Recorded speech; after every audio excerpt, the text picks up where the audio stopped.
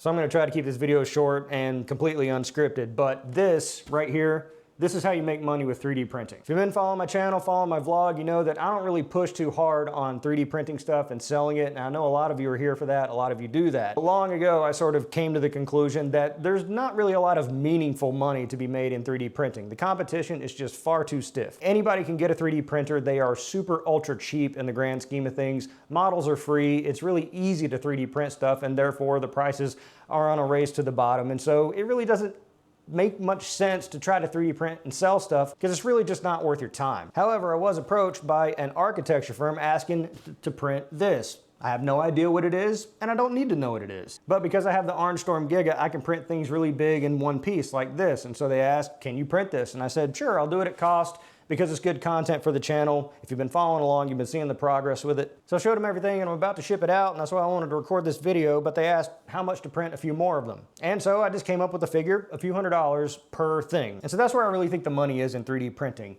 B2B, highly specialized stuff that's not common, it's not a slinky dragging, and here's the key point. Someone else is using this to make money. Where's that other thing? Where are they? Another great example, crypto mining shrouds. This is how I got started with 3D printing, so I could print shrouds for my crypto miners. So people buy these because they need to increase the cooling on their crypto mining devices. Point being is that they're using those devices to make money.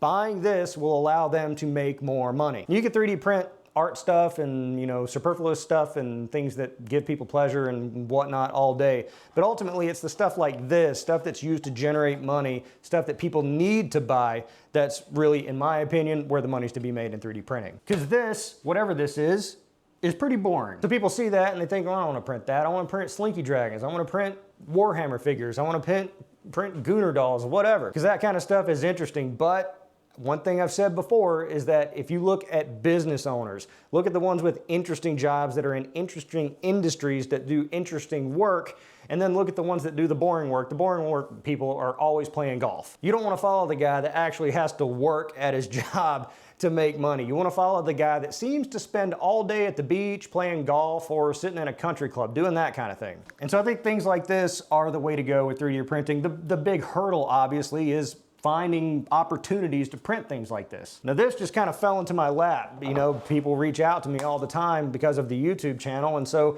maybe that's a path for someone to pursue. But things like this are hard to find. It's hard to sort of come up with the ideas for this. Now you could go and pursue businesses and look into businesses that could benefit from having some of their parts 3D printed, and then 3D print the parts, reach out to them, and hey, maybe you can make the sale there. But there is no linear path. You're just gonna have to figure it out using your noodle, and that's pretty hard. I know, I try to do it all the time, oftentimes to failure. So that's just my short take on 3D printing and actually making money with 3D printing. And sure, there are a lot of people out there that print Slinky Dragons and Flexi Dolls and little Tinker toys that go inside eggs and stuff like that, and they sell them at flea markets and functions and stuff like that, and it's good for a little extra pocket change.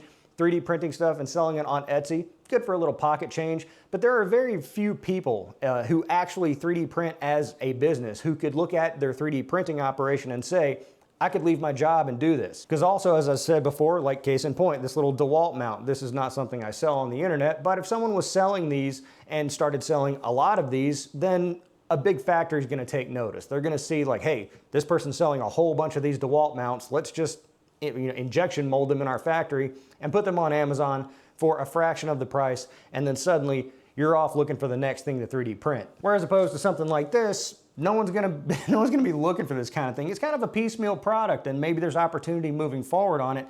But the point being is that it's highly specialized. It's business to business. You're not selling to retail consumers. So dealing with businesses for sales is a whole lot easier than dealing with the public. Trust me, I know. I'd love to know what you think about that in the comments below. If you have run a successful 3D print operation and sell things on the internet, and you're saying, Technicals, you're wrong because I sell. Anecdotal. I mean, overall, I think everyone can kind of get with the program that you can 3D print Slinky Dragons and make a little pocket change, or you can try to pursue things like this or more advanced things and make some meaningful money, or you can just understand that it's kind of like a hobby thing, and maybe if you catch on and latch on to one certain product that does well, then maybe that's, you know, an extra car payment or something like that per month. Either way, let me know what you think in the comments below. Be sure to like the video because it's a nice thing to do, and of course, subscribe for more content like this. I'm the Technicals. See you next time.